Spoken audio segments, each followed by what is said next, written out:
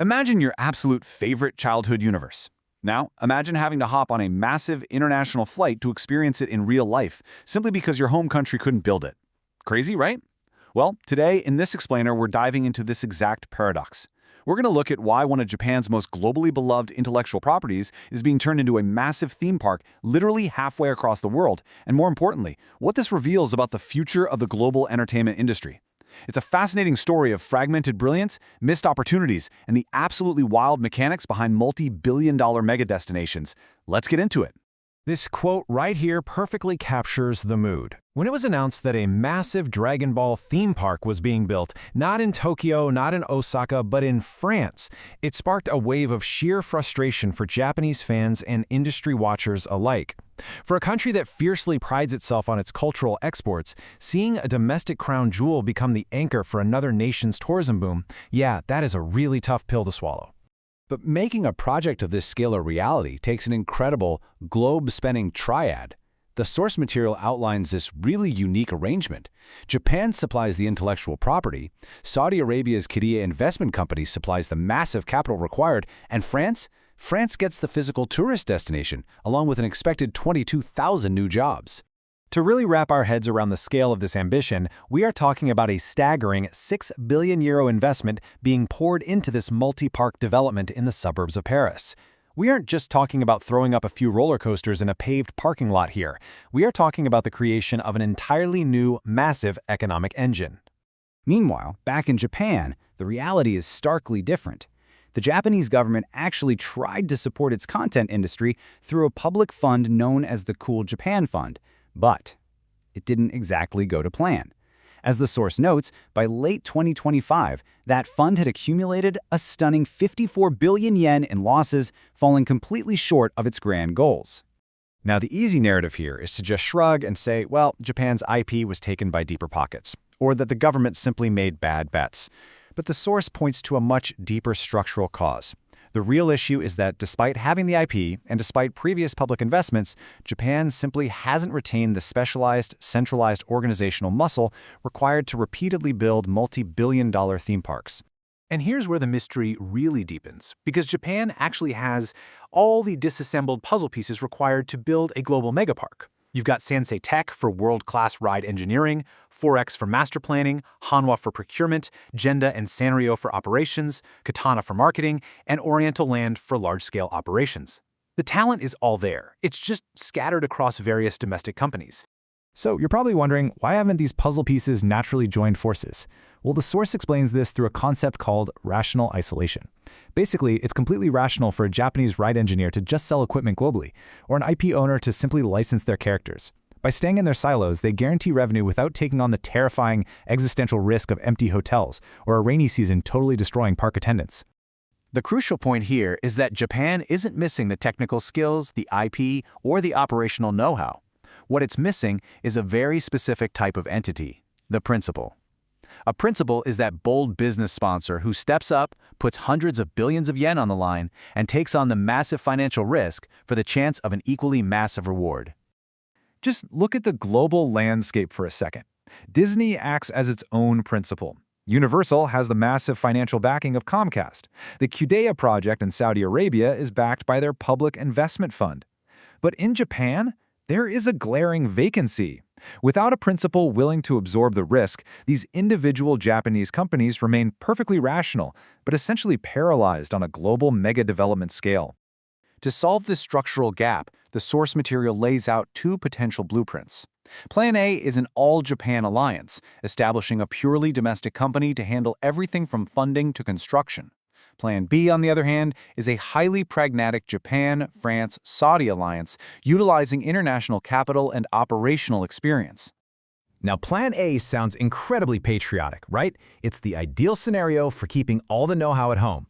But the severe risks make it an absolute minefield. An all-Japan alliance of equals means everyone chips in a little, but nobody wants to hold a 500 billion yen bag if the whole thing goes south. That leads to terrifying governance issues. Waiting for a massive committee to reach consensus on a billion-dollar budget or creative direction, that is a fast track to total project paralysis. So let's look at Plan B and why France is actually an incredibly logical partner. Listen to this. France isn't just mildly interested in Japanese culture. A mind-blowing 42% of their population consumes manga or anime. They also have immense theme park operating experience with massive companies like Compagnie des Alpes. Plus, there's already a political foundation in place with a Japan-France joint statement designed specifically to boost creative industries. And then we have Saudi Arabia. The inclusion of Saudi Arabia's Qiddiya provides the exact missing piece Japan lacks, the ultimate principle. Saudi Arabia brings the unique power of exposing massive amounts of capital to long-term risk. They aren't just looking to build a few rides, they have the ambition to build integrated cities, hotels, and comprehensive entertainment hubs from the ground up. So Plan B essentially creates a perfectly balanced international machine where every single country plays to its absolute highest strength. Japan provides the IP and the world-class engineering, France brings the daily operations and critical European market access, and Saudi Arabia brings the mega destination capital. It really is a highly rational division of labor.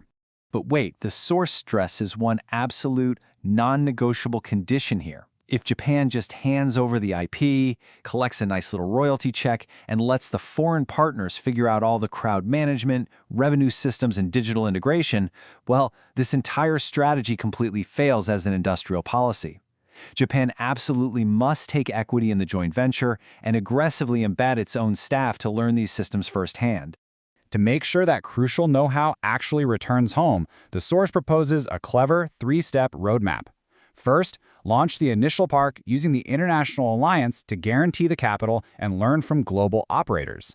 Basically, treat it like paid training on a massive global scale. Second, for any future parks, gradually expand the Japanese equity share and operational responsibility. And finally, transition to a purely Japanese-led global expansion, utilizing all that retained, hard-earned knowledge. When we think about domestic funding for that future expansion, we really have to think beyond traditional banks. The source points to tech giants like SoftBank. Now, they might not want to fund a giant steel roller coaster, but they could absolutely be enticed to invest in the theme park's physical AI. We're talking the cutting-edge robotics, dynamic pricing algorithms, and crowd optimization software that acts as the living, breathing brain of the destination. Building a mega destination domestically also obviously requires government support, but the boundaries have to be strictly respected. The government is vital for things like zoning, building roads, and protecting intellectual property. But the crucial takeaway is that bureaucrats must stick to infrastructure. They cannot be the ones deciding how many rides to build or what creative direction to take, because let's be honest, nobody wants to ride a roller coaster designed by a tax regulator. The creative direction has to be left to the experts.